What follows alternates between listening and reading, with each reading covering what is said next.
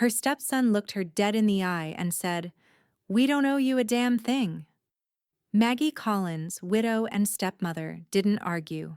Andrew and Claire, her late husband's children, thought the farm, the money, and the legacy were already theirs. They had no idea their father had already signed everything over to her, months before the funeral. By the time they lawyered up, the paperwork had already closed the door. They called her just the stepmother. Now, she was the sole heir, and the storm they never saw coming. We're about to begin, but if you'd like, share where you're joining from. It reminds me this story doesn't echo into silence, it lands somewhere real. Drop it in the comments, and don't forget to subscribe. Andrew's voice sliced through the silence. "We don't owe you anything, Maggie." For a second, I thought I'd misheard him. The words felt too sharp to belong in this kitchen, with its chipped blue cabinets and the faint smell of pecan pie still hanging in the air. But when I looked up, his eyes were steady, cold, deliberate. I sat at the head of the old pine table, the place my husband used to occupy. My coffee had gone cold hours ago, untouched. Across from me, Claire toyed with her gold bracelet, smirking like she was trying not to enjoy the moment too much. "Dad's gone," she said softly, twisting the bracelet once more. "Time to settle the house fairly." "Fairly?" Ethan's voice came from beside me, tight but controlled.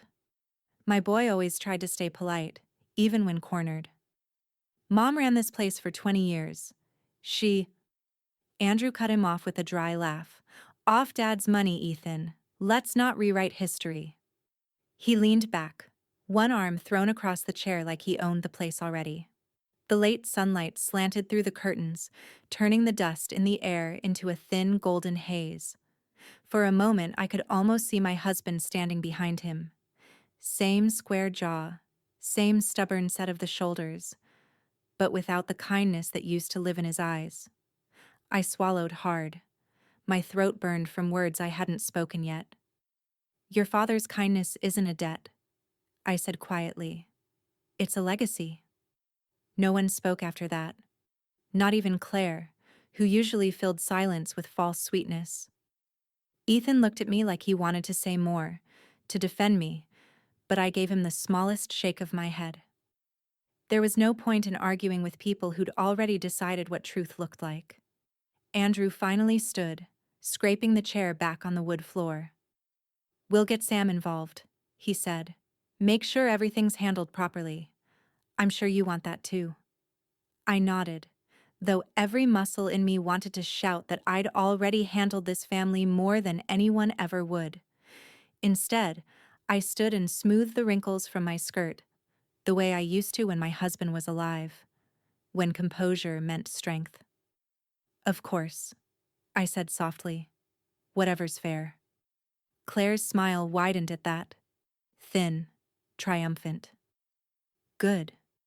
It's better to be practical about these things." I turned away before they could see the tears forming, walked to the window over the sink. The farm stretched out beyond the glass.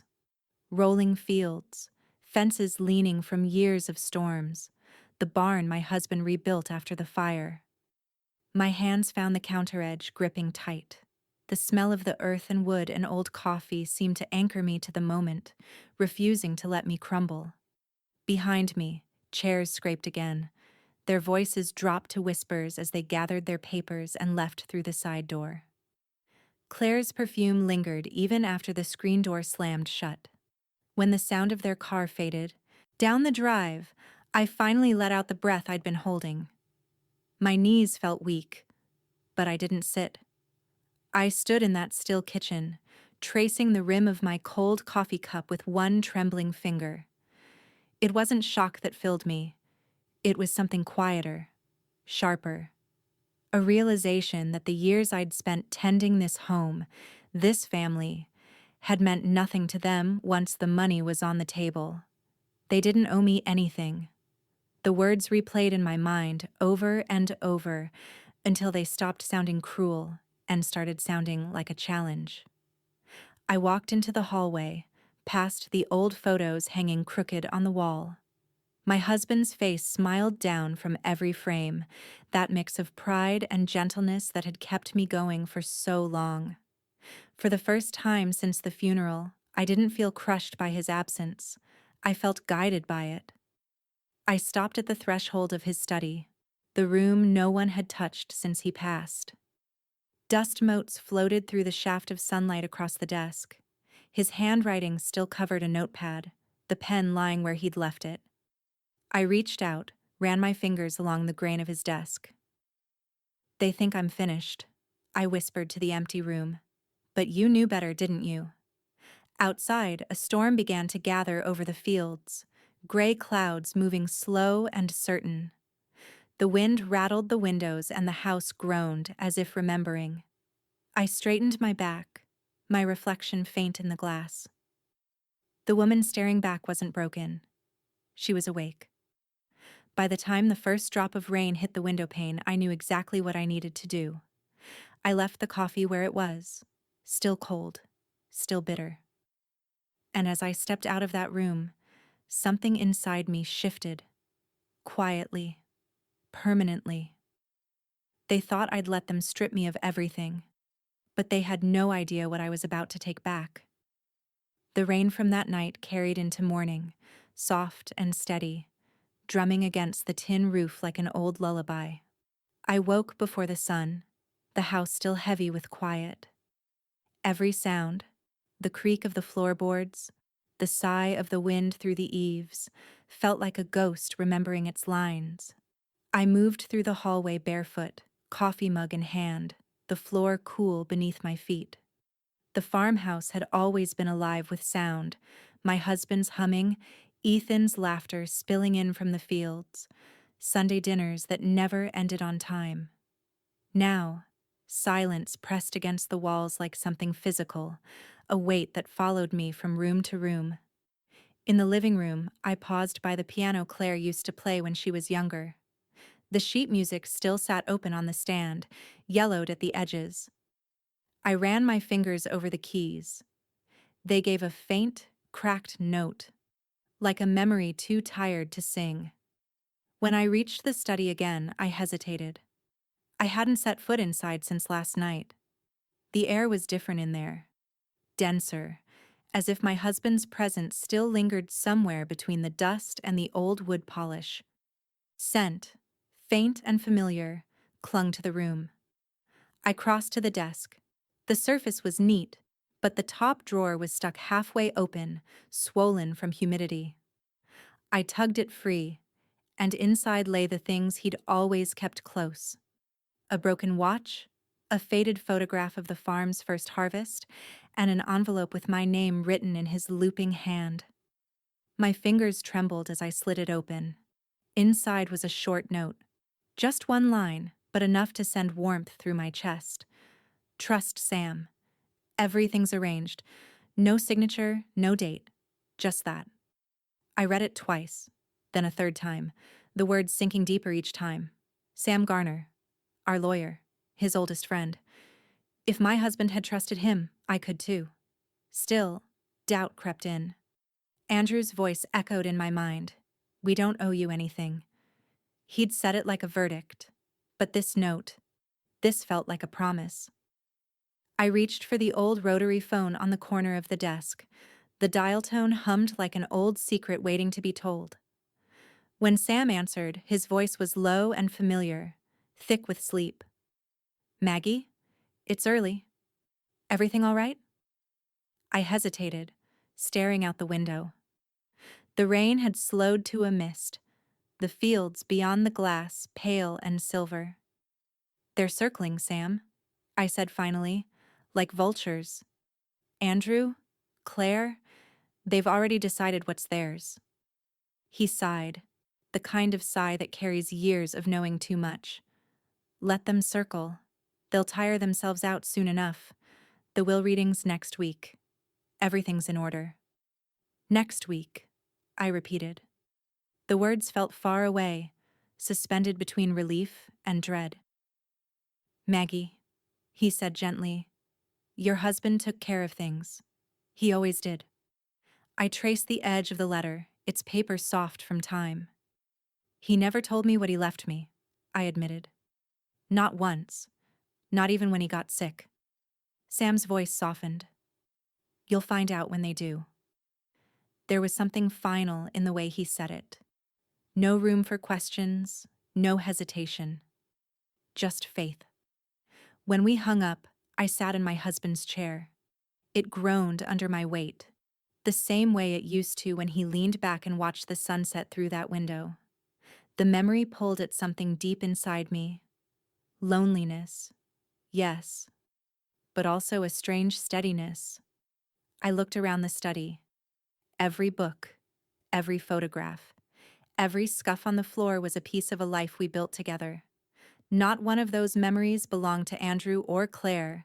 They could fight over paper, but not over history. Outside, the clouds began to lift, revealing a thin line of light stretching across the horizon. I rose and walked to the door, the floorboards creaking a quiet rhythm beneath my steps. In the kitchen, I poured myself a fresh cup of coffee. The house smelled different now, less like loss, more like waiting. Ethan came down the stairs, hair tousled, eyes still foggy with sleep. You're up early, he murmured.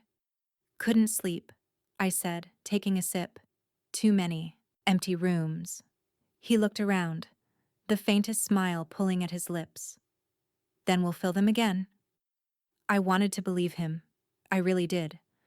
But as I watched the light spill through the kitchen window, something deeper stirred inside me. A calm I hadn't felt in months. Not fear, not anger. Something else. Anticipation. Because for the first time since my husband's funeral, I wasn't waiting for the world to take from me. I was waiting to see what he'd left behind. And somehow, I already knew.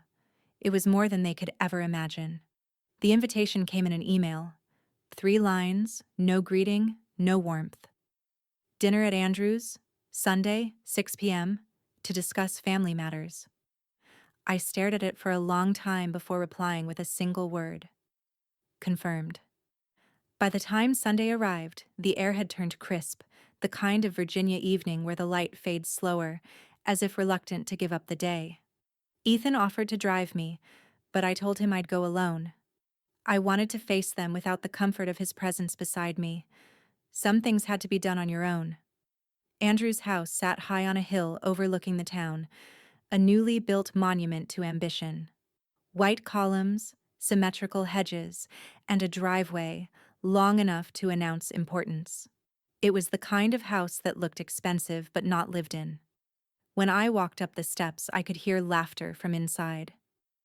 Claire's voice rose above the others, sharp and practiced, the sound of someone performing joy for an audience. Andrew opened the door himself. His smile didn't reach his eyes. Maggie, he said, stepping aside. Glad you could make it. I wouldn't miss it, I replied. My tone was light, but he knew better than to mistake that for softness. The dining room gleamed, crystal glasses, silver cutlery, and a centerpiece too elaborate for a casual family meal. Claire stood near the end of the table wearing pearls that looked borrowed and confidence that wasn't hers. Her husband wasn't there, I noticed. Neither was her laughter's sincerity. Mom, Ethan greeted, appearing from the kitchen. His voice steadied me like an anchor. He gave my hand a quick squeeze before taking a seat beside me. Claire lifted her glass before anyone else had even sat down. To moving forward, she said, her smile rehearsed. Without old burdens holding us back? Andrew chuckled, pleased. I raised my glass too. Cheers to that, I said, keeping my voice even. The crystal chimed as our glasses met, a delicate sound for something so venomous underneath. Dinner began. Small talk stretched thin across the table. Andrew spoke about modernizing assets and sensible management, the words of a man trying to sound capable. I let him talk, nodding where appropriate. When dessert arrived, pecan pie again, ironically, he leaned back, satisfaction dripping from his tone. The farm's valuable land, Maggie. You know that. With the right buyer, we could turn it into something profitable. Maybe a vineyard. Something fresh. Profitable, I repeated, the word sour on my tongue. That's one way to describe a family's history. Ethan set his fork down, his patience thinning. Dad didn't build that place to sell it off like a lot. He built it to last. Andrew's smile hardened. Dad built it with my guidance. I was the one who... Claire interrupted, ever the diplomat. We just want everyone to benefit. No one's trying to erase memories, Ethan. Some memories deserve to be erased, Andrew muttered. The air around the table tightened. The chandelier light seemed too bright, every reflection in the wine glasses like tiny flames. I felt the moment balancing on an edge, just like the night he told me I didn't belong. Only this time, I wasn't the one cornered. I slipped my hand into my purse, pressing the record button on my phone.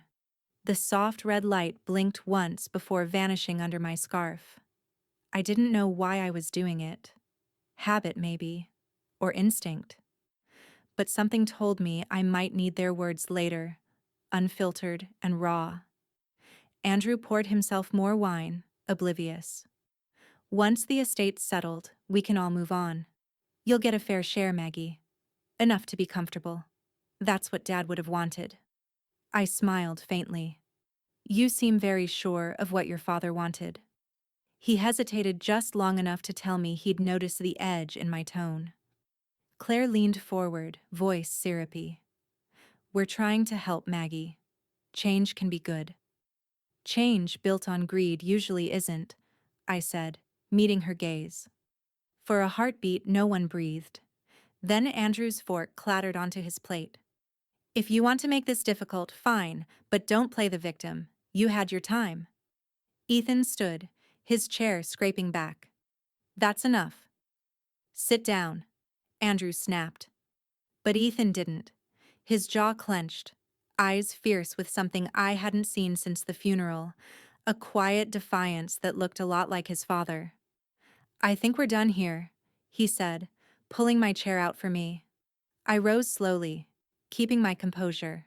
The recording still blinked faintly inside my purse, catching every breath, every insult, every self-incriminating word. As we walked out, Claire called after me, "You'll regret walking away from family." I turned just enough to meet her eyes. This isn't family, Claire. It's business. And business has receipts. The front door shut behind us with a heavy thud that sounded like closure, and maybe the beginning of war. Outside, the night was cool, stars dim behind the clouds. Ethan looked at me, searching my face for some sign of fear. But there wasn't any. "Mom," he said quietly, "what now?" I looked back at the glowing windows of Andrew's house and felt the smallest smile tug at my lips. "Now," I said, "we let them think they've already won." The wind carried our footsteps down the drive, the sound swallowed by the dark.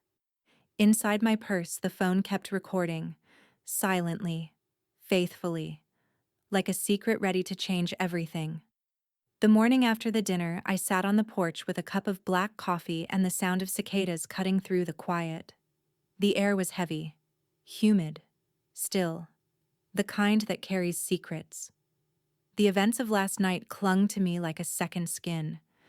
Andrew's arrogance, Claire's brittle charm, the recording still sitting saved and silent in my phone. When the call came, I almost didn't answer. The number was familiar, but it took me a moment to realize it was Sam Garner, our lawyer and my late husband's oldest friend.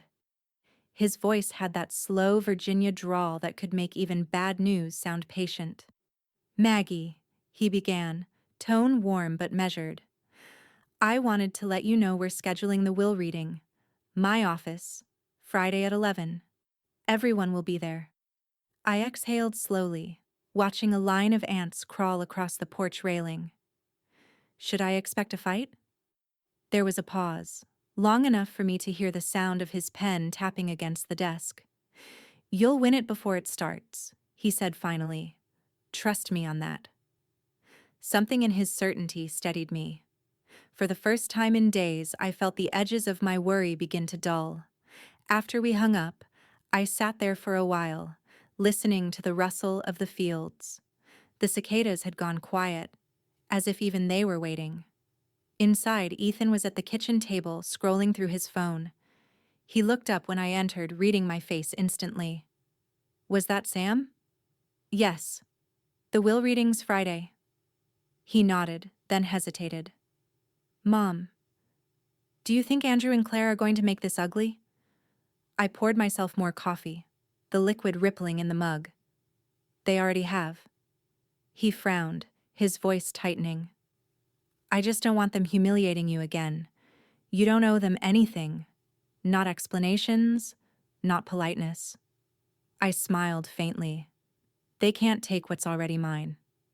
He studied me for a long moment, as if trying to decide whether that was defiance or faith. Maybe it was both. When he left for town, I lingered in the kitchen, the quiet stretching around me like fabric. My eyes drifted toward the study door.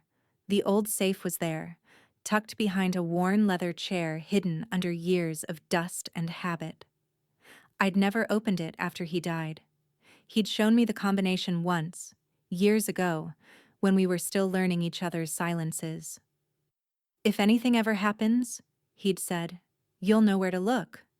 At the time, I thought he meant insurance papers, deeds, the usual things men tuck away for order's sake. But standing there now, I felt something else in those words, an echo of intent. The dial turned beneath my fingers, each click loud, deliberate. When the latch finally gave, I felt a breath catch in my chest. Inside were ledgers, a few folders, and a small stack of envelopes bound by a ribbon.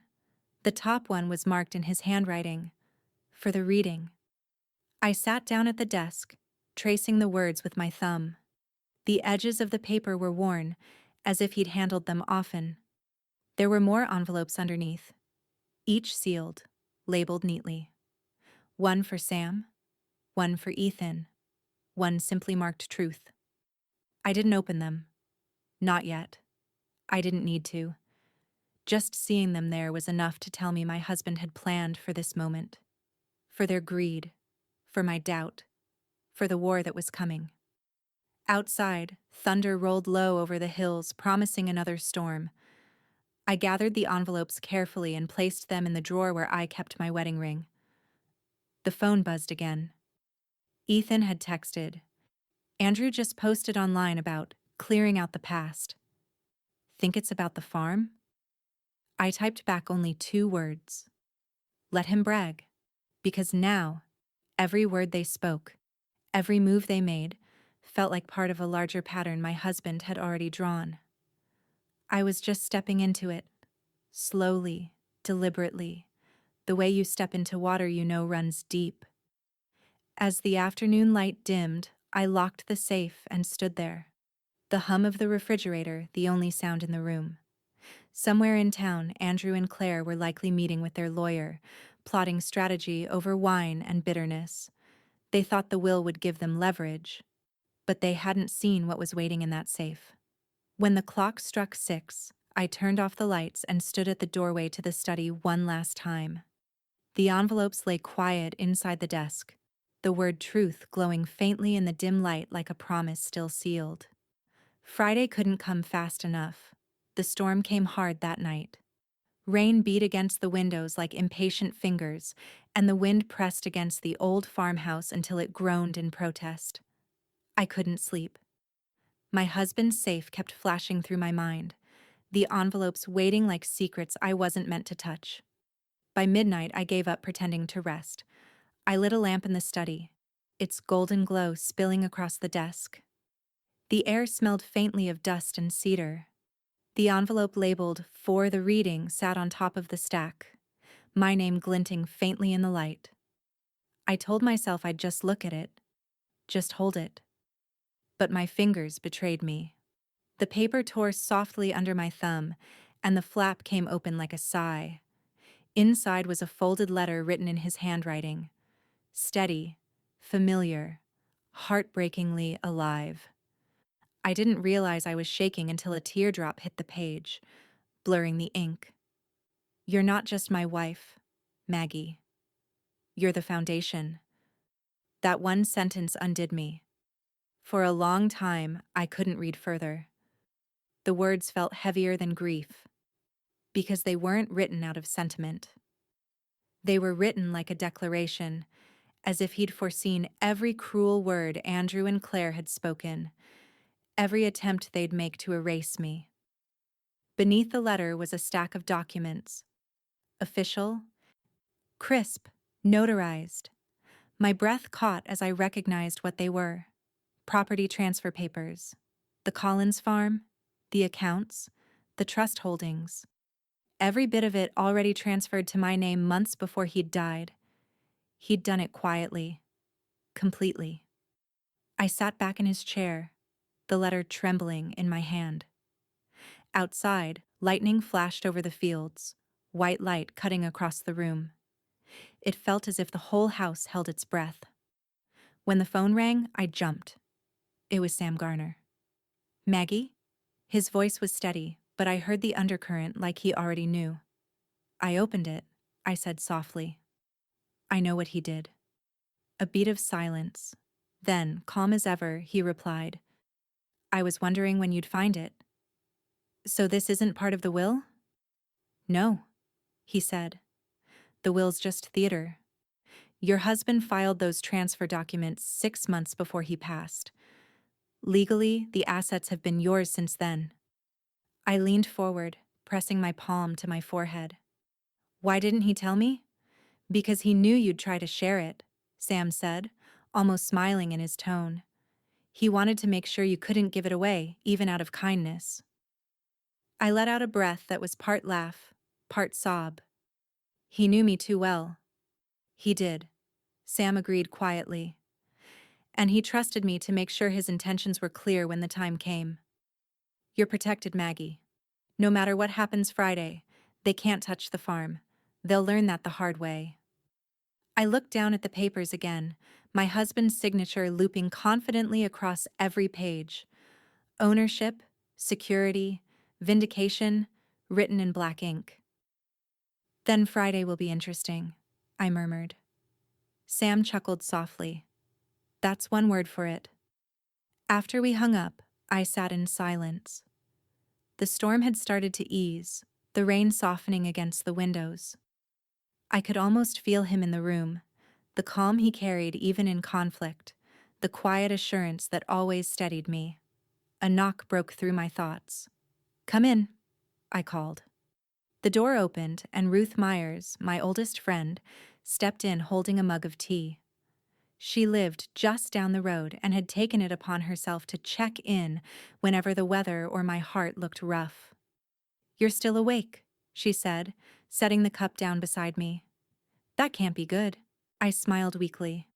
Depends on what you call good. She noticed the papers on the desk and raised an eyebrow. You opened it. I had to, I said. It was time. Ruth's eyes softened. So? What did he leave you? Everything, I whispered. The word barely made it out. For a moment, she said nothing. Then she exhaled slowly, as if even she could feel the weight of what that meant. You're going to let them speak first, aren't you? Always. I folded the papers neatly and tucked them back into the envelope. It's so much better when people reveal themselves. Ruth gave a low chuckle. Remind me never to get on your bad side. I smiled faintly, though my hands were still trembling. You never could. Outside, the storm broke apart completely, leaving the air heavy and clean. I walked to the window and looked out across the dark fields. The land seemed to glow under the sheen of rain. Alive, breathing, mine. For the first time since my husband's funeral, I felt the house stand with me, not around me. Every beam, every window, every acre, it all belonged here, in my hands, just as he'd intended. Behind me, Ruth gathered her coat. Get some sleep, Maggie. You'll need your strength. I nodded, though sleep was the last thing on my mind. Because come Friday, the truth wouldn't just be read, it would land. And when it did, it would break something in them that would never quite heal. By Thursday, the whole town was buzzing. In a place like ours, news travels faster than truth, and gossip grows taller than the corn in July. Word had spread that the Collins family was about to hash it out over the estate. Some said Andrew and Claire were cutting me out. Others said I'd sold the farm already and was moving north. Everyone had an opinion, and all of them were wrong. That morning, I stopped by the general store for flour. The moment I walked in, conversations fell into a polite hush, the kind that only happens when people are trying not to be caught listening. "Morning, Maggie," said Helen Price, the owner, her smile just a little too bright. "Heard the big meetings tomorrow. Must be nerve-wracking." "Only if you don't know the ending," I said, dropping the flour onto the counter. Her brows lifted, unsure whether I was joking. I wasn't. As I walked back to my car, two women near the produce bins whispered just loud enough for me to hear. "She's getting nothing," Andrew told my husband himself. Shame, after all those years keeping that place up. I smiled to myself. Nothing. That's what they thought I was worth. What he thought I was worth. It was almost poetic. By the time I got home, Ethan was waiting on the porch steps, arms crossed, his expression somewhere between worry and anger. He'd heard the gossip, too. He always did. "Mom," he started as I walked up, "please don't go tomorrow." I stopped, surprised.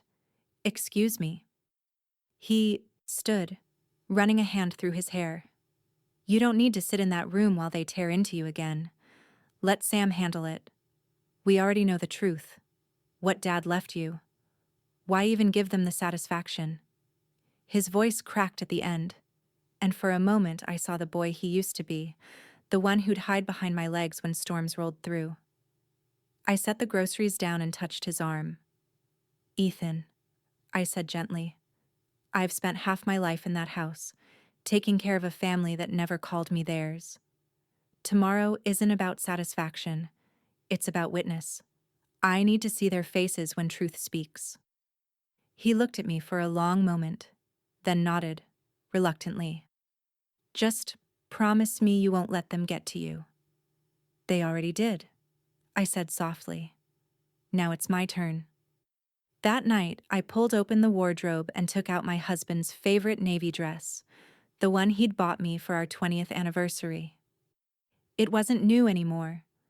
The seams had softened, and the color had faded slightly at the collar.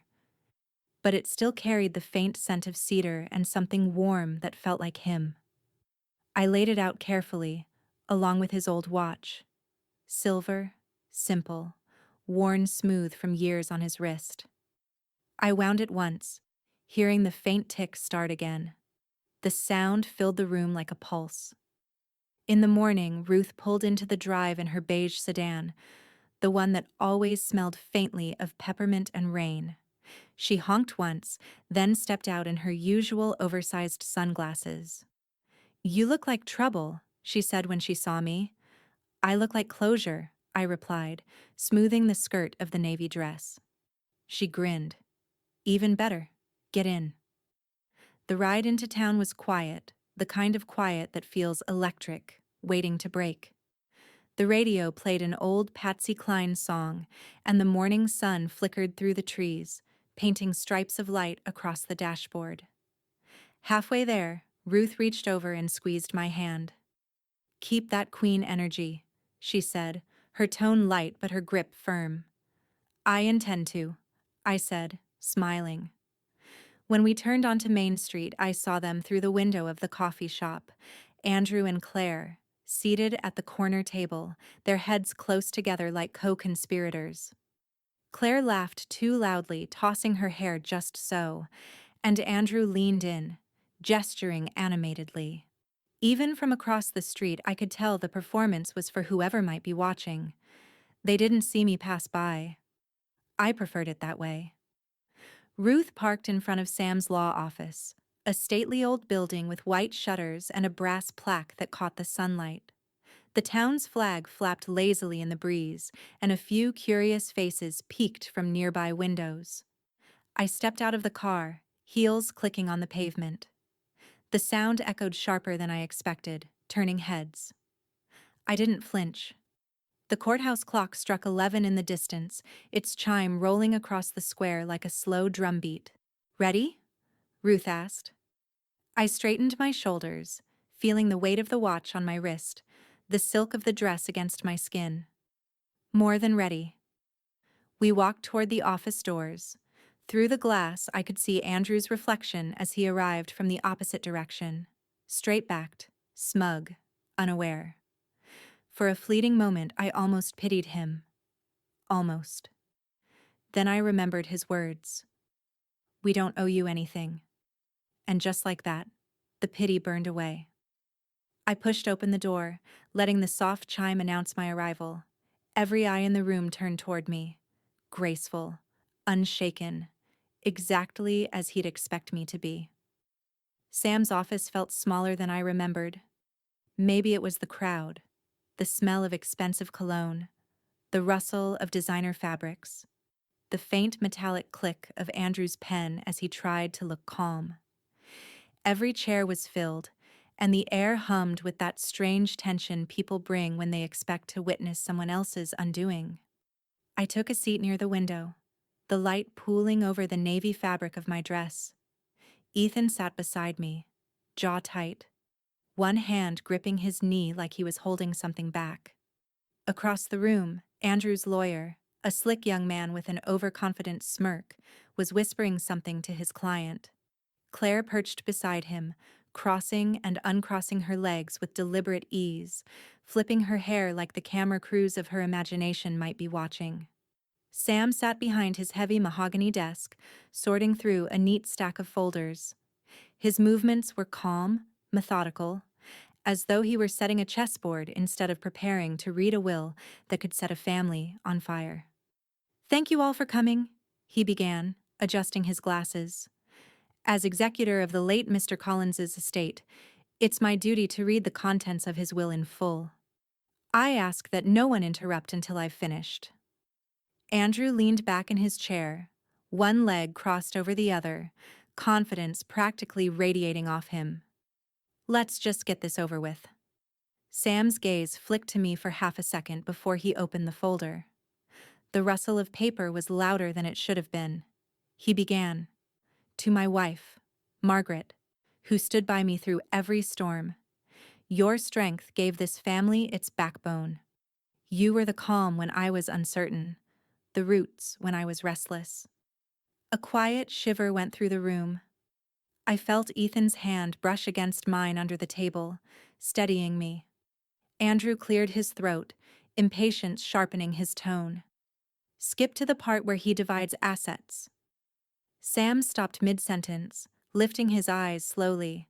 The silence that followed was dense, electric. "You'll get your turn, Andrew," he said evenly. "Right now, I'm reading his words." For a moment, no one moved. Then Sam continued, voice even but firmer now.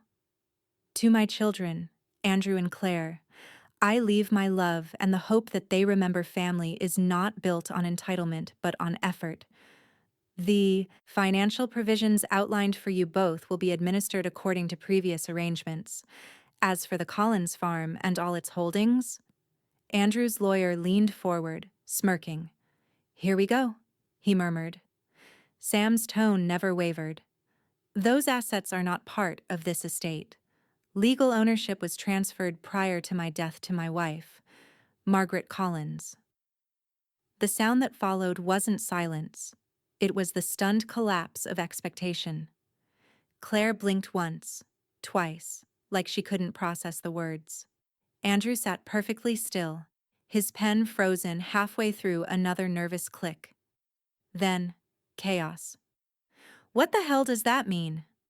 Andrew barked, slamming the pen onto the table. "That can't be right. That farm is family property. Dad had no right to..." Claire jumped in, her voice shrill, panicked. "He must have been confused when he signed. There's no way.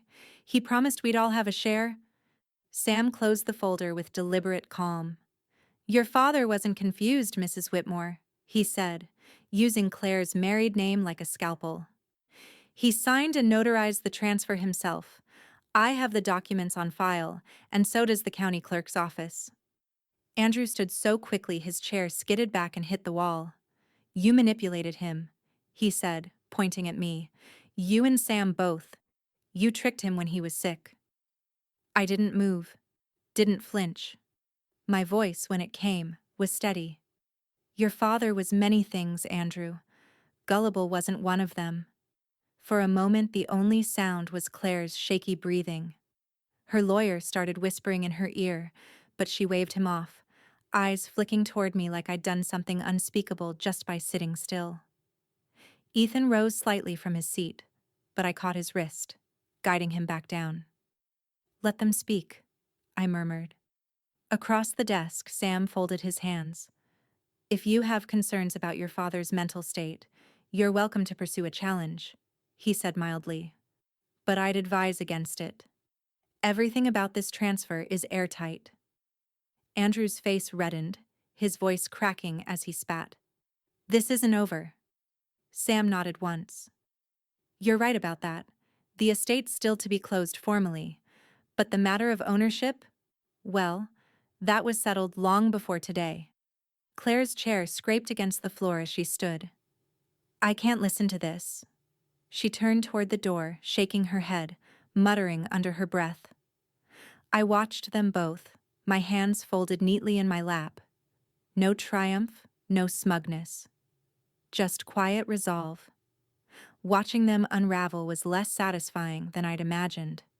It wasn't victory. It was exposure. Ethan exhaled beside me, relief and disbelief tangled together. They don't even know what to do, he whispered. No, I said softly, my gaze still fixed on the door they'd just stormed through. They don't. Sam gathered the papers back into their folder, glancing up at me. You all right? I smiled faintly. Better than all right.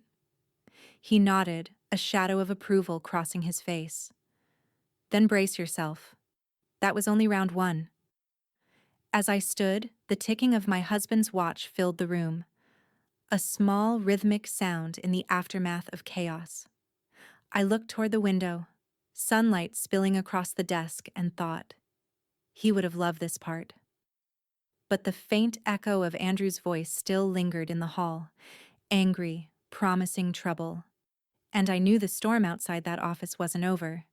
It had only just begun. The air in Sam's office hadn't cleared since they left. It clung heavy to the walls. Anger, disbelief, the sour smell of pride deflating. I could still hear the faint echo of Andrew's footsteps in the hallway, pacing, muttering, working himself into the kind of fury that always needed an audience. It didn't take long. The door flew open again. Claire stormed back in first, eyes red, cheeks blotched. Andrew followed close behind, his face a storm cloud, lawyer trailing after them with a stack of papers clutched like a shield. This isn't fair, Claire shouted, slamming both palms on the table so hard the coffee cups rattled.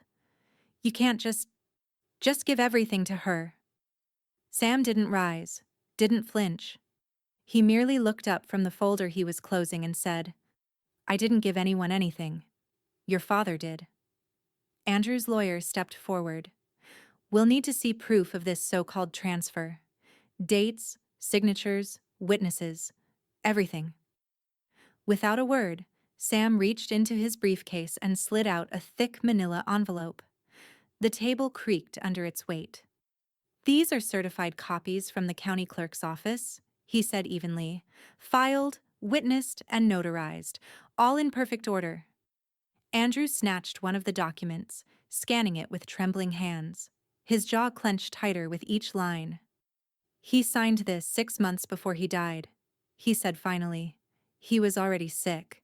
There's no way he knew what he was doing. Your father was fully competent, Sam replied, his patience still steady.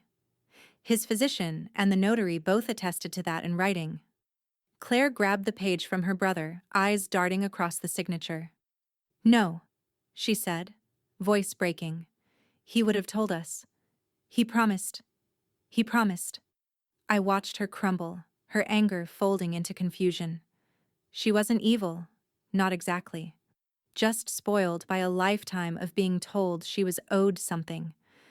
Andrew, on the other hand, wasn't softening. He turned to me, eyes blazing. "You manipulated him. You took advantage of him when he was weak. You—" "Andrew," Sam warned. "No," Andrew snapped. She wormed her way into his head, convinced him this farm was hers. "I knew you were calculating, Maggie. But this is evil." I felt Ethan shift beside me, ready to step forward. I raised a hand to stop him. Then, meeting Andrew's glare, I said calmly, "If loyalty is manipulation, then maybe you were raised by different values." The room went still. Andrew blinked, taken aback, not by the sharpness of the words, but by how quietly they were delivered. He wasn't used to my calm. He thrived on chaos. I'd starved him of it. Claire sank back into her chair, shaking her head. "Dad loved all of us," she murmured. "He wouldn't pit us against each other." I almost pitied her again. Almost. "He didn't," I said softly. "You did that yourselves." Ethan stood suddenly, his chair scraping back across the tile. His voice was steady, but there was a tremor of emotion under it. "Enough. You don't get to come in here and tear her down after everything she did for this family." "Ethan," I started, but he shook his head. "No, Mom. They need to hear it." He turned toward them. "She ran this farm when Dad was sick, when neither of you could be bothered to visit. She was up before sunrise, paying bills, keeping it running, keeping him comfortable. And now you're mad because he finally saw who really stood by him."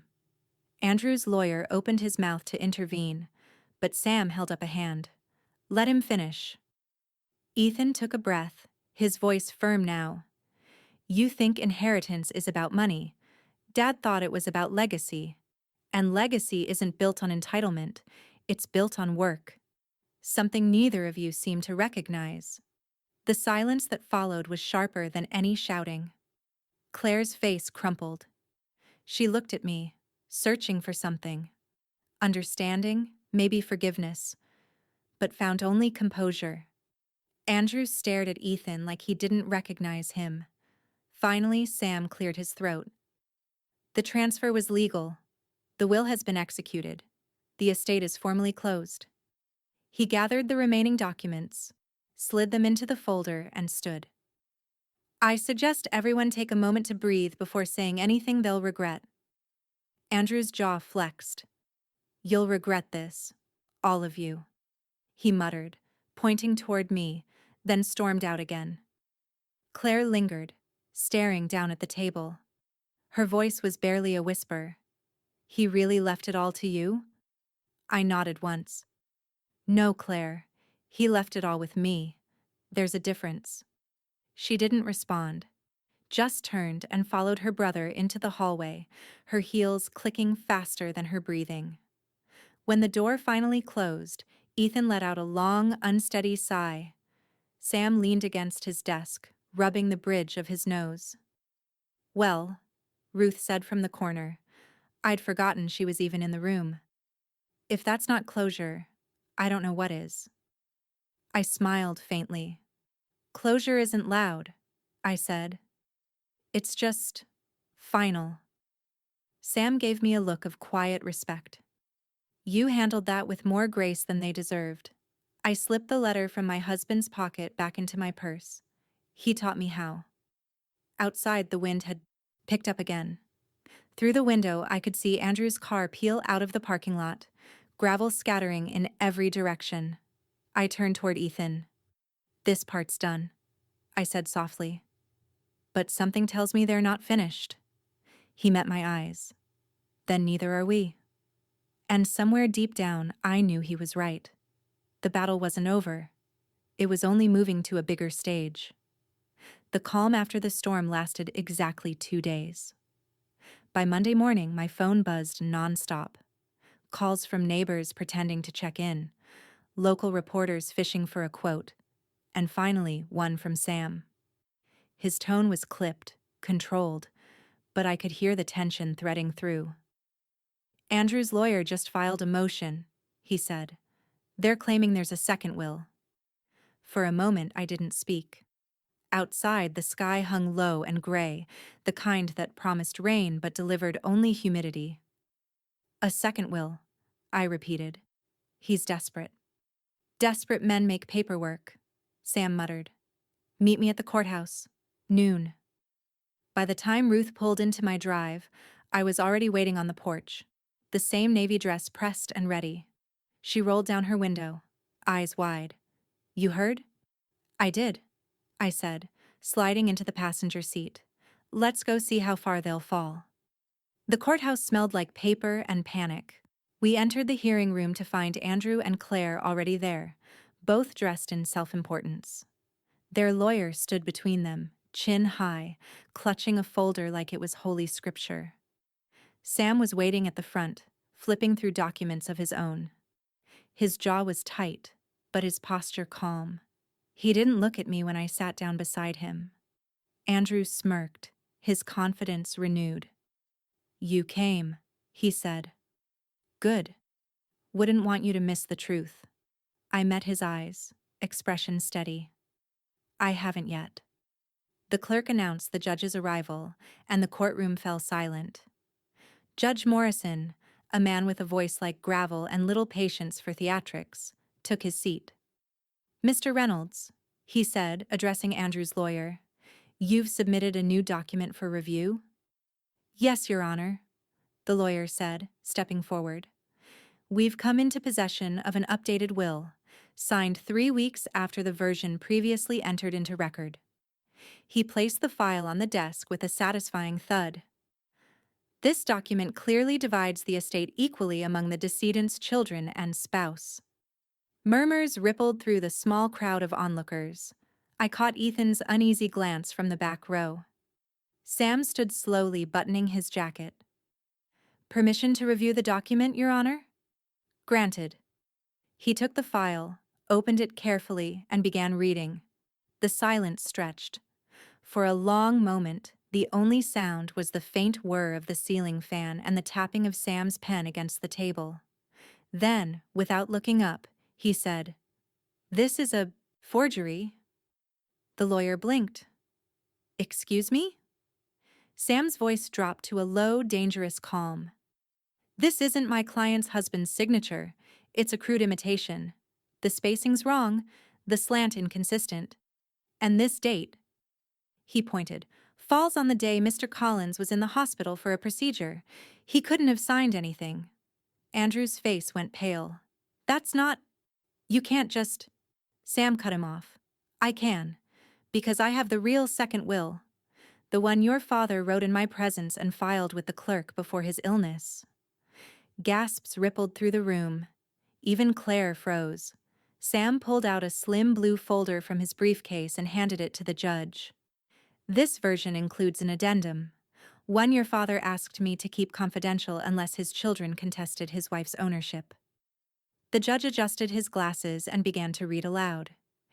In the event my children, Andrew or Claire Collins, should attempt to dispute or overturn any transfer of property or asset made to my wife, Margaret, all remaining inheritance designated for them shall be null and void. Said assets shall revert to charitable foundations named herein. The words landed like thunder. Claire's hand flew to her mouth. He wouldn't, she gasped. He couldn't have meant that. He was angry, confused. He wasn't confused, I said quietly. He saw this coming. Andrew slammed his fist against the table. You forged that, too. But the judge was already shaking his head.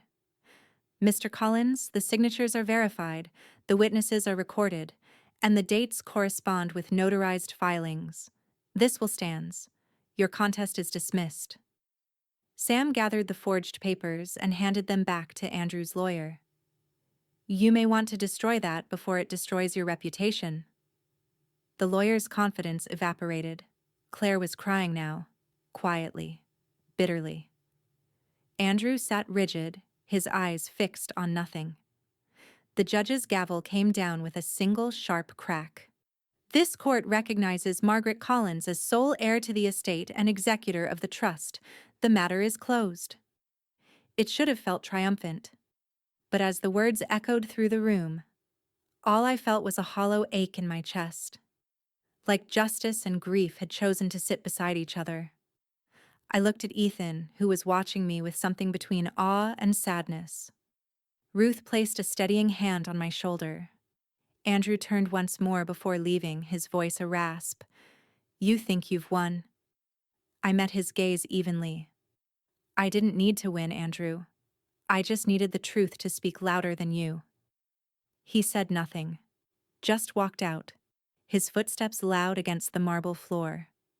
Claire followed, her sobs fading down the corridor. When the door shut behind them, Sam exhaled for the first time in an hour. "It's over," he said.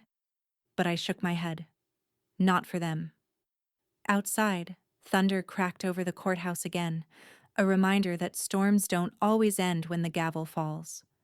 And as we stepped into the gray afternoon light, I felt the sting of justice settle deep in my chest. Sharp, cleansing, and final. For now. By the end of the week, the story had spread through town like wildfire carried on gossip's tongue. Everywhere I went, grocery aisles, the post office, even church on Sunday, people looked at me differently.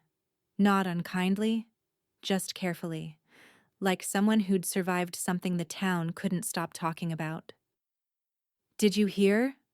a woman whispered behind me in line at the bakery. "Of course I did," another replied, lowering her voice. "The Collins kids tried to steal from their stepmother.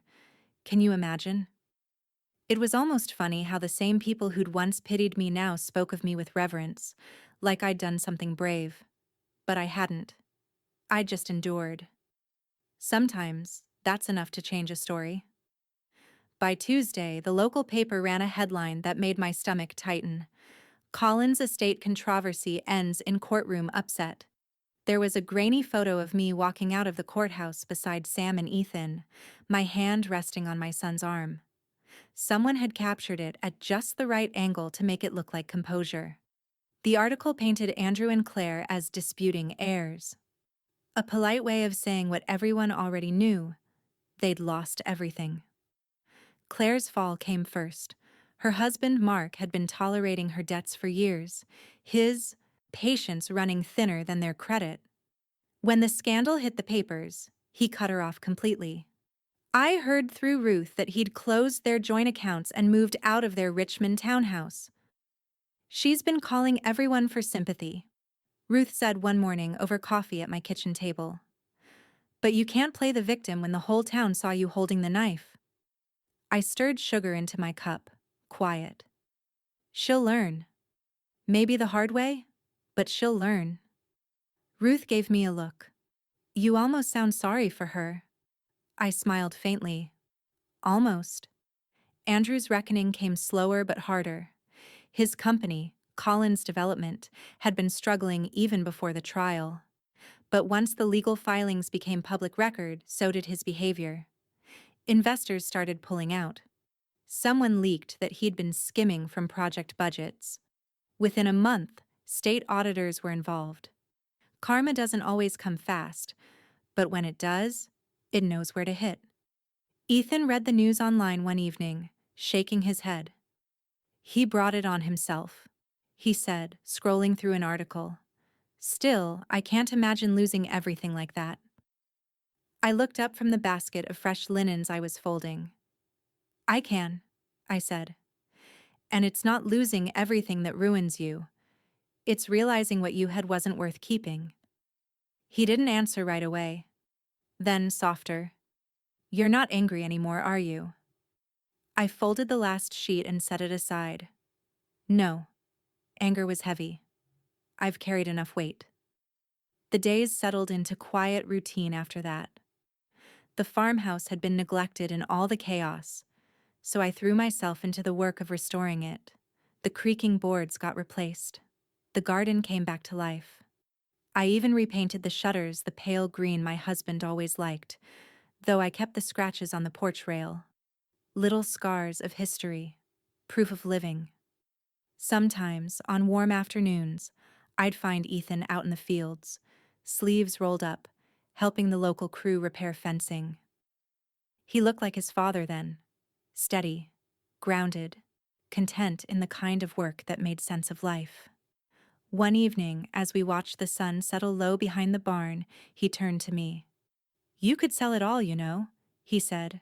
"The land, the house, start fresh somewhere new." I smiled, brushing a bit of soil from my hands. "This land raised me more than they did, Ethan. You don't sell your roots. You water them." He nodded, quiet. The kind of silence that meant understanding had landed where words didn't need to. Ruth joined us a little later, carrying 2 glasses of sweet tea.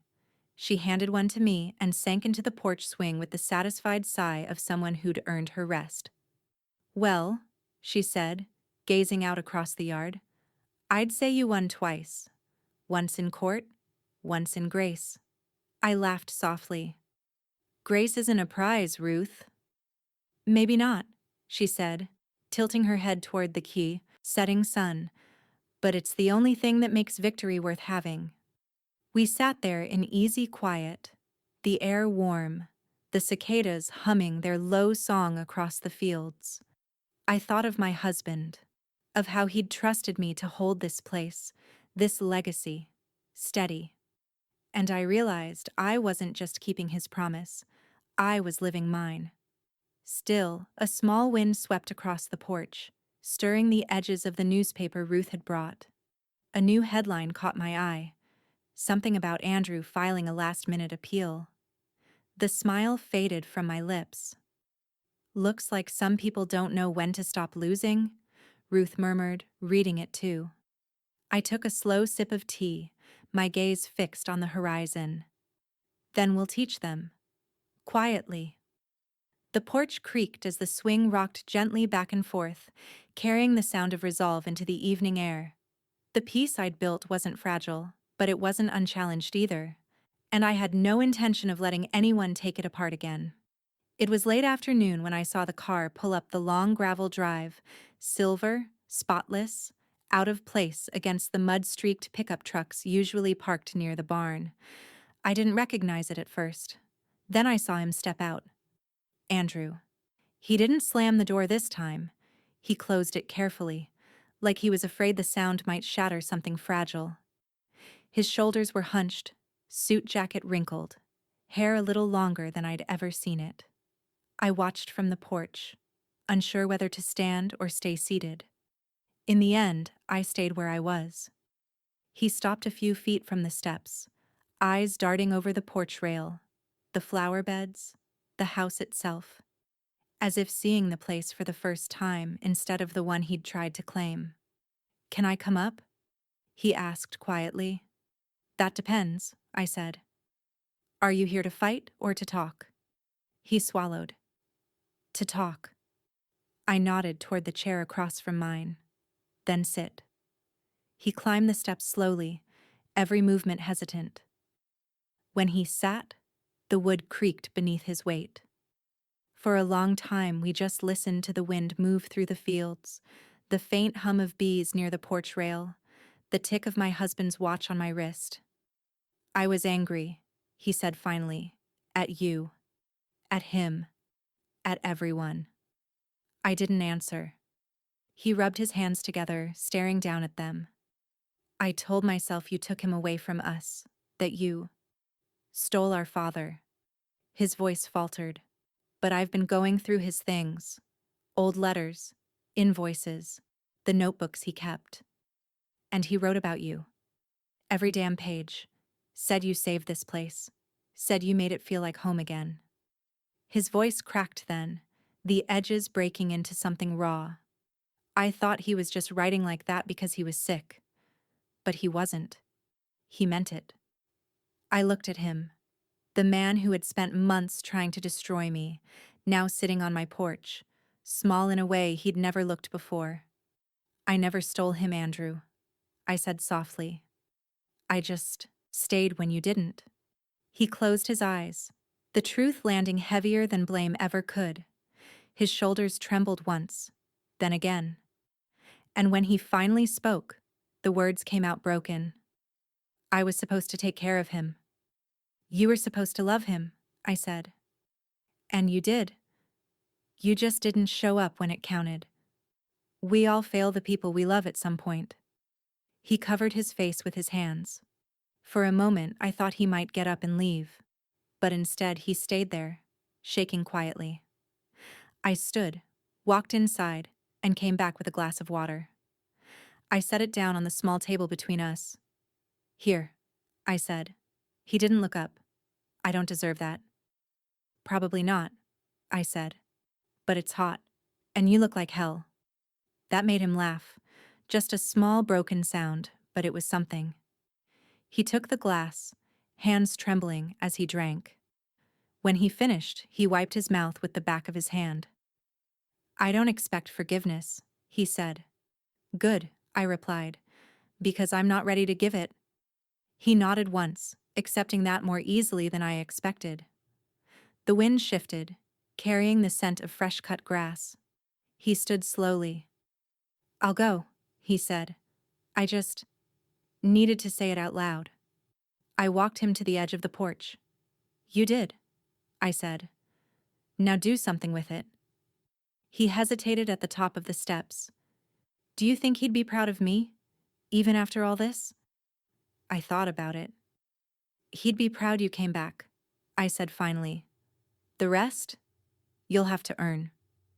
He nodded, eyes glistening. Then he turned, walked down the steps, and headed toward his car. The gravel crunched under his shoes, each step a little less certain than the one before. I watched until his taillights disappeared down the long drive. Only then did I let the breath go that I hadn't realized I'd been holding. Ruth appeared in the doorway behind me, her apron dusted with flour. "Was that who I think it was?" I nodded. She leaned against the doorframe, studying me. "You still have a heart, Maggie." I gave a small smile. "It's what makes victory human." She came to sit beside me, the two of us staring out across the twilight fields. The cicadas were starting up again, low and steady, like a hymn for second chances. But even as the calm settled back over the porch, I couldn't shake the feeling that something unfinished still waited on the horizon, something that would test whether compassion was strength or the one crack left in my armor. And for the first time in weeks, I wasn't sure which I'd rather find out. By the time spring came, the farm looked different. Lighter somehow. The weight it had carried for years had finally lifted, leaving behind something softer, something alive. The fields had begun to green again, the air rich with the scent of turned soil and new beginnings. I'd spent the winter deciding what to do with everything that had been left behind. Not just the land, but the legacy. It didn't feel right to keep it locked up behind fences anymore. This place had always been more than property. It was a story, and stories only live when they're shared. So, I opened the gates. Every Saturday, families from town came up the hill for what we called community mornings. Children ran barefoot through the grass, chasing each other between rows of freshly planted lavender. Their laughter filled the air where silence used to hang heavy. We set up long wooden tables under the oaks and served lemonade in mason jars, pies Ruth and I baked the night before. The air buzzed with chatter and birdsong and the kind of joy that doesn't need permission. The first day, I stood on the porch and watched it all unfold. Ruth nudged me with her elbow. "Look at this," she said, smiling. "You've turned grief into a neighborhood festival." I laughed quietly. "It's not grief anymore," I said. "It's gratitude with deep roots." Ethan threw himself into the work, too. He'd taken over the old vegetable garden behind the barn, expanding it into something larger, a memorial space for his father. We planted wildflowers there together, knee-deep in the dirt, our hands stained with the same earth my husband had once walked. He hammered a simple wooden sign into the ground that read, "Collins Garden, for growth, not greed." People began to notice. By June, the local paper ran another story, this one under a gentler headline, "Maggie's Meadow Blooms in Collins County." I hadn't named it that, of course, but the name stuck. Maggie's Meadow. It spread faster than I expected, showing up on flyers for farmers' markets, in Sunday announcements at church, even painted by hand on a welcome board near the gate. At first, I thought it might embarrass me to have my name out there like that. But then one morning, I saw a group of children running under the sign, laughing, their shoes wet with dew, and it didn't feel like pride. It felt like peace, finally settling in where pain used to live. The inheritance money my husband left, what was left after the legal storm, sat untouched for months. Then, one quiet evening, Ethan and I sat on the porch, the sun dipping behind the fields, and he said, "Dad would have wanted this place to keep giving." He was right. So we set up the Collins Scholarship Fund, small at first, enough to help a few local kids pay for college or trade school. We started with one student, Helen Price's granddaughter, who wanted to be a nurse. By the next year, we doubled it. Every award ceremony took place here on the farm under the oak trees, with lemonade and laughter and hope woven together like the scent of cut grass and memory. One late afternoon, while we were setting up tables for the next gathering, I heard a soft voice behind me. "Grandma?" I turned. It was Lily, Andrew's daughter, the one who used to hide behind her father's legs when she visited. She stood at the edge of the porch, clutching a small trowel, her cheeks flushed with nerves. "Dad said I could help," she murmured. "If that's okay?" For a moment, I just looked at her. The same eyes as her grandfather, the same uncertain kindness. Then I smiled. "Of course, sweetheart," I said, kneeling beside her. "This was always yours, too." Her small hand slipped into mine as we started planting marigolds along the garden path. She didn't talk much, but she hummed as she worked, a soft tune that carried on the wind. It reminded me of the way her grandfather used to hum while fixing fences or brushing the horses, low and content, like life was something you tended to gently. When we finished, Lily wiped the dirt from her palms and grinned. "It's pretty now," she said. "It's getting there," I replied. "Things take time to grow right." Ruth watched us from the porch, that familiar spark in her eyes. "Healing," she said quietly. "You don't even have to chase it. It just shows up when the soil's ready." I looked out over the meadow, the rows of flowers, the families laughing in the distance, the sound of life filling every corner of the place that once echoed with emptiness. Maybe Ruth was right. Healing doesn't arrive with fanfare. It seeps in quietly, like sunlight through old curtains. And for the first time in years, I felt certain my husband's legacy wasn't about what he left behind. It was about what we were still building. It was a warm Friday afternoon when the phone rang, one of those slow, golden days when even the wind felt unhurried. I was in the kitchen kneading pie dough, the window open to let in the hum of bees and distant laughter from the meadow. Ruth sat at the table with a glass of sweet tea, flipping lazily through the paper. The ring startled us both. I wiped my hands on my apron and picked up the receiver. "Collins Farm." "Maggie." Sam's voice came through, steady but charged. "We need to talk." I frowned, glancing at Ruth. "You sound like a man who's found trouble." "Not trouble," he said, a low note of wonder in his tone. "Something your husband tucked away before he passed. Something none of us caught." My stomach tightened. "Sam, you're scaring me. What is it?" He hesitated, the sound of papers rustling in the background. "An offshore trust, registered under the name Cedar Foundation. It surfaced during a financial audit tied to one of Andrew's old ventures. I sank into the chair across from Ruth. A trust?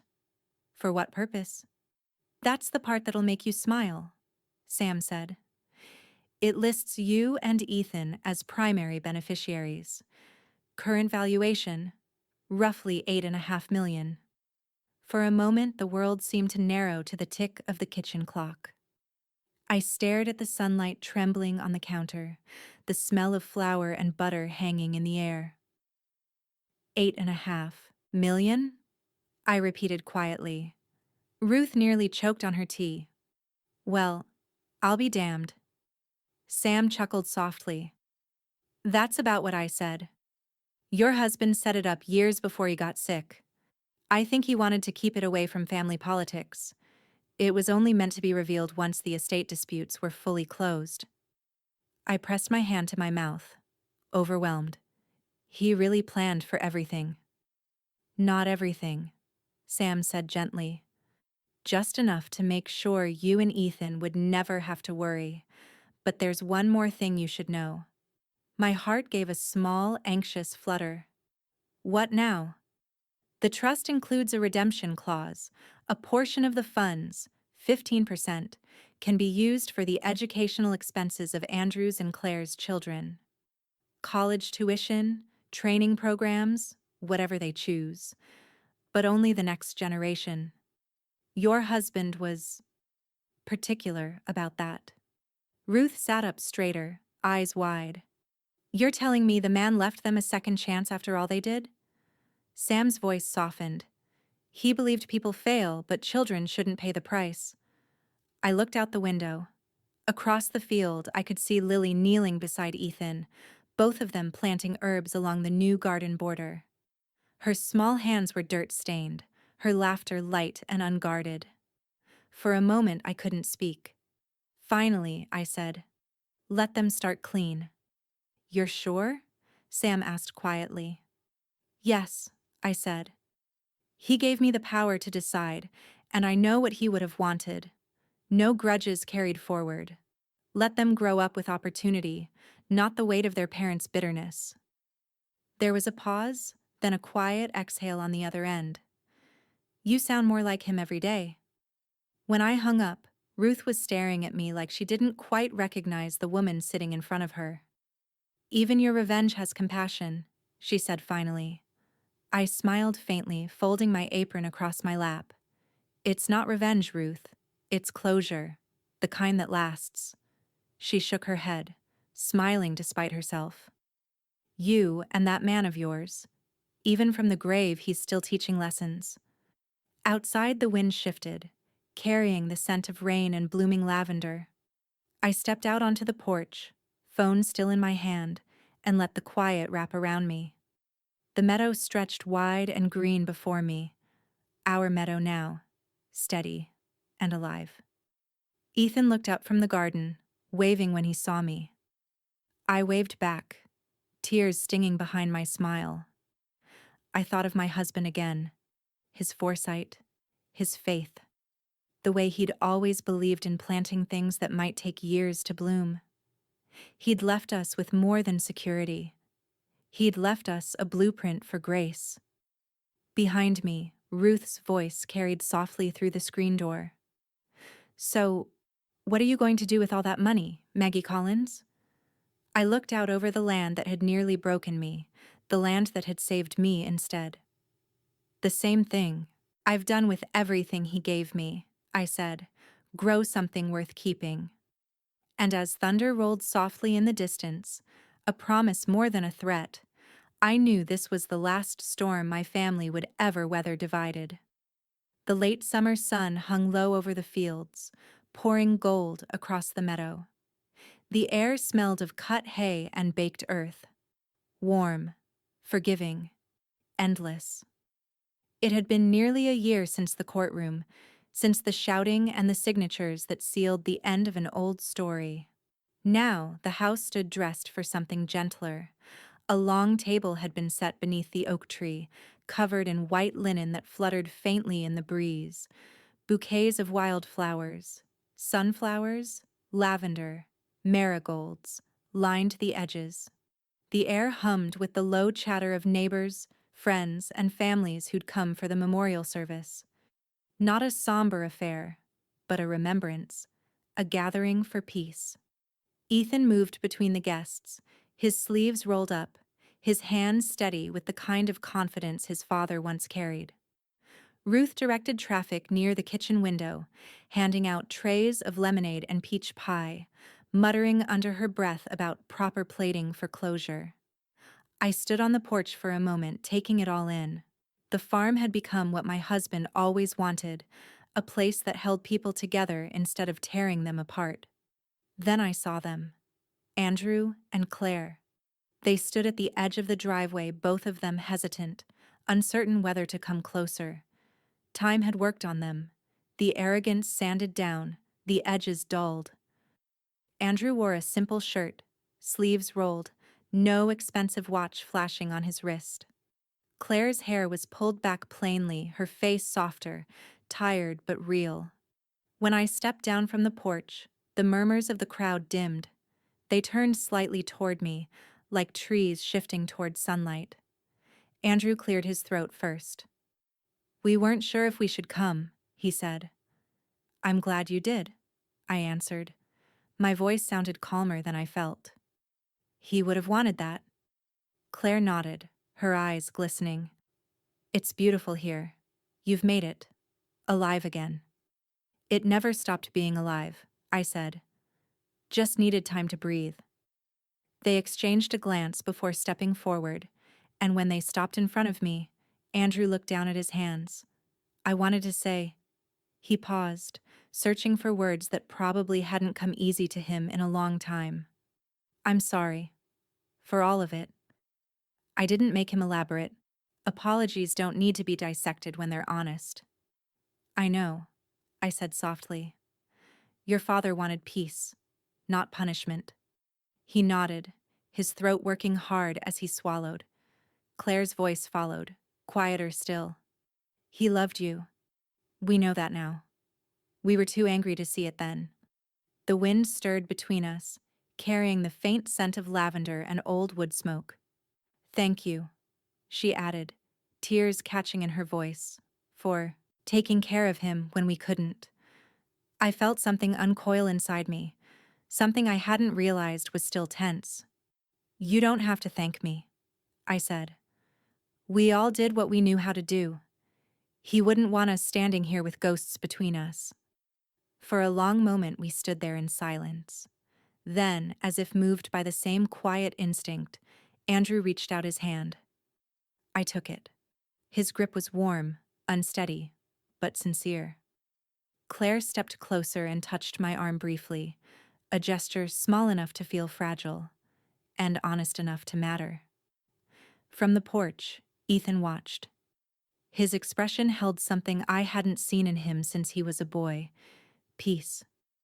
The kind that comes when you finally see the world set right. Ruth appeared beside him, wiping her hands on her apron. "You didn't just inherit wealth, Maggie," she murmured, watching us. "You inherited wisdom."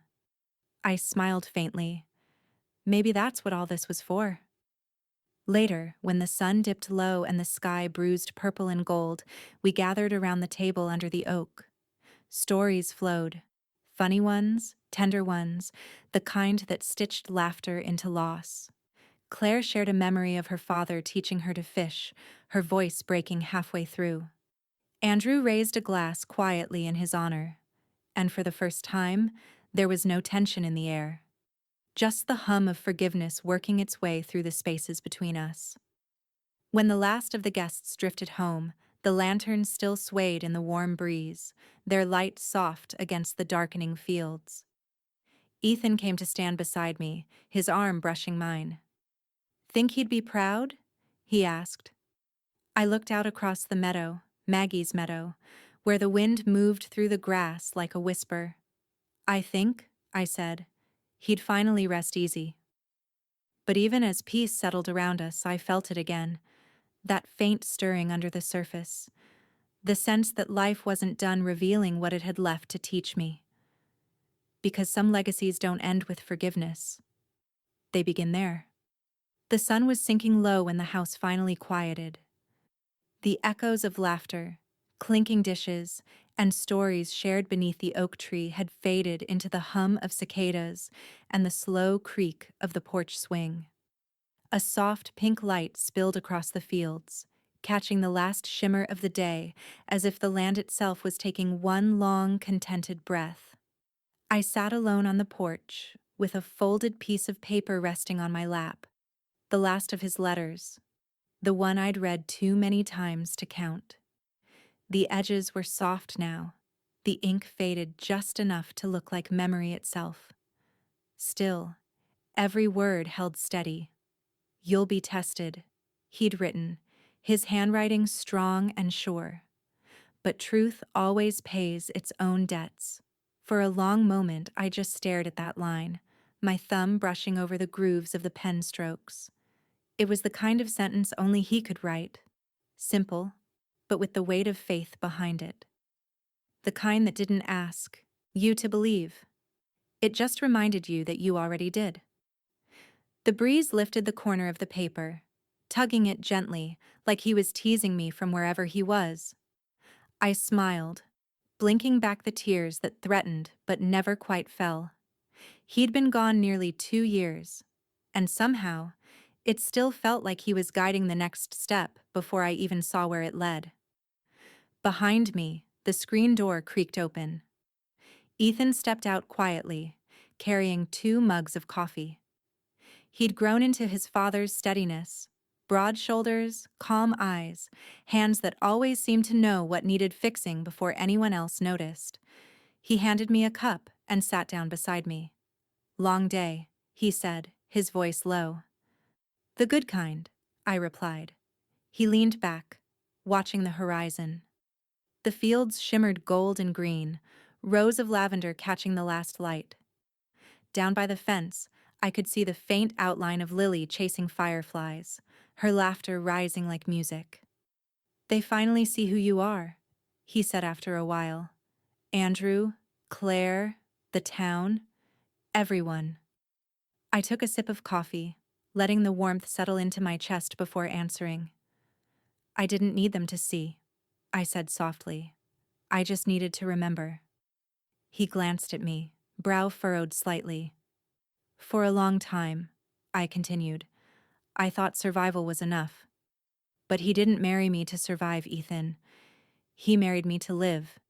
And somewhere in all the fighting, I forgot that." Ethan smiled faintly, the kind that comes from understanding rather than agreement. "You found your way back?" "Maybe," I said. "Or maybe the road never left. I just stopped walking it for a while." We sat in silence then, the kind that felt like a conversation all its own. The air was thick with summer, the smell of fresh earth and lilac, the sound of crickets tuning the night. The farmhouse lights flickered on behind us, warm against the darkening sky. I unfolded the letter one last time, the paper trembling slightly in the wind. His closing lines were ones I could recite from memory. "If you ever doubt yourself, look out at the land. It will remind you what we built, and what it cost, and what it gave. Truth, love, and labor. Those are the only debts worth paying." I read it aloud, my voice barely above a whisper. The words seemed to settle over the fields, over the years, over every wound we'd managed to heal. Ethan reached over, his hand covering mine. "You did it, Mom," he said quietly. "You kept it all together." I folded the letter and placed it gently back in its envelope, the edges worn but whole. "No," I said, looking out at the horizon. "It kept me." The sun slipped beneath the trees, the last streaks of gold fading into violet. The porch swing creaked softly as the wind shifted again, carrying the faintest echo of his laugh. Imagined, maybe, but real enough for me. I looked across the meadow, at the fences we rebuilt, the gardens we planted, the lives that had grown from all that pain, The house behind me glowed steady and warm, full of voices that had once been fractured and now felt like family again. The world had finally settled, not into perfection, but into peace. I traced the last line of his letter once more before setting it on the table beside me. Then, with the sun gone and the sky turning deep blue, I said the words I'd been holding since that first day they told me I was owed nothing. They said they owed me nothing, I murmured, my voice steady, almost smiling. Yet in the end, everything they had was built on what I gave. The wind carried it across the meadow, soft and certain.